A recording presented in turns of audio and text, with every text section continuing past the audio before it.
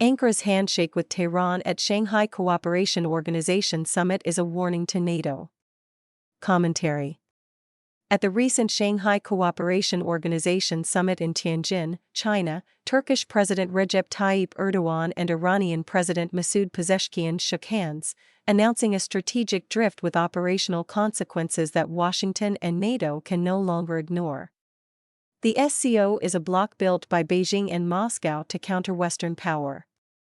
Iran has been a full member since 2023. Turkey, a NATO ally, attended as a dialogue partner and lent the alliance's credibility to a forum designed to oppose the United States. The implications are concrete. Political theater at the SCO translates into permissive space for logistics, finance, and technology flows that erode sanctions and complicate allied coordination.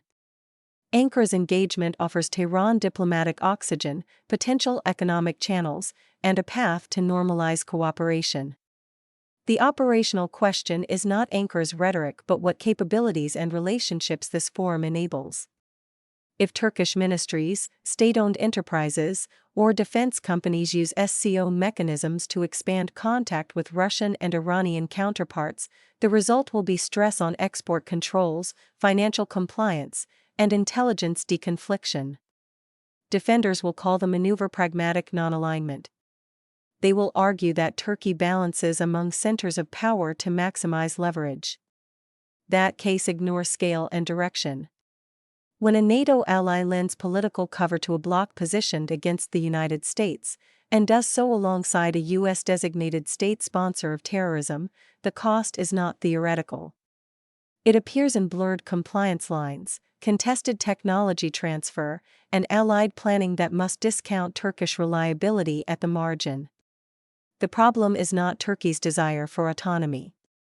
It is the friction imposed on collective defense when autonomy is performed on stages designed by Beijing and Moscow. Washington should move from unease to policy. The U.S. State Department should formally request that Ankara explain the commitments it has made or intends to make under SCO auspices, including any participation in security or law enforcement coordination with Moscow or Tehran. That record matters because allied planners need to know whether Turkey is volunteering to sit in rooms where Western adversaries shape counter-U.S. strategy. The U.S. Congress should open a review of security and financial assistance to Turkey and condition future support on verifiable alignment with NATO's posture, including tighter oversight of export-controlled technology, defense industrial cooperation, and access to U.S. financing. NATO must also conduct an urgent compartmentalization assessment. The SCO signal requires a tighter calibration of who accesses what and when. Planning for air and missile defense, maritime posture in the Eastern Mediterranean and Black Sea, and joint intelligence, surveillance, and reconnaissance should be stress-tested against scenarios in which Turkish equities diverge from Allied priorities. That is prudence, not provocation. If not, the alliance will have built guardrails to protect sources, methods, and warfighting coherence. This is a moment to speak to Turkish interests.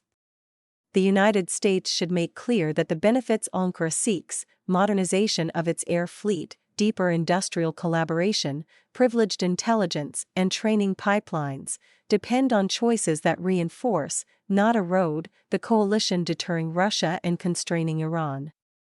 Strategic ambiguity may serve domestic politics in Ankara, but it is incompatible with alliance systems that depend on trust. The price of trying to arbitrate between blocs is that both will question reliability. The side that runs the institutions you need will act on that doubt. None of this requires hostility toward Turkey or indifference to its legitimate security concerns. It requires clarity about the consequences of choices. Ankara sits at the hinge of Europe, the Middle East, and the Caucasus, and wants room to maneuver. But depth is not neutrality. When that maneuver space is used to legitimize forums that consolidate the power of Russia, China, and Iran, the maneuver becomes a vector for adversaries. The result is not leverage for Turkey.